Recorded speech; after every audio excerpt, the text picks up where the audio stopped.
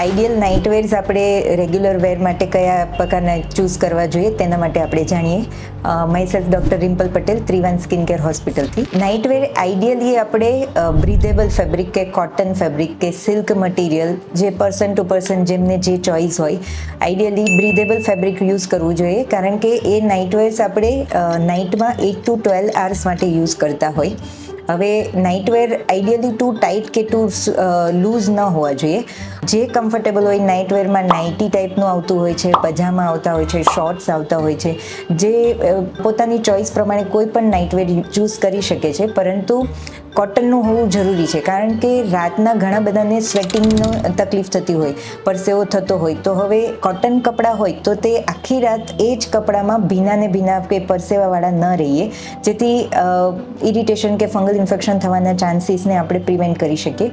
અને જ્યારે પણ નાઇટવેર ફૂલ નાઇટ રાખીએ છીએ, જેવી રીતે દિવસના કપડાં આપણે બહાર જઈએ છીએ તો આપણે ફૂલ મેલા થઈ જતા હોય ને આપણે વોશ કરીએ, એ રીતે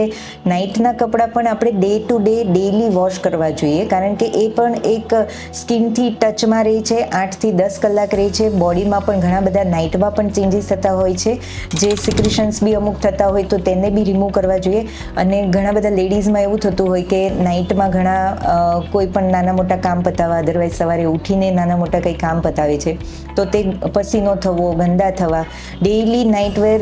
વોશ કરીને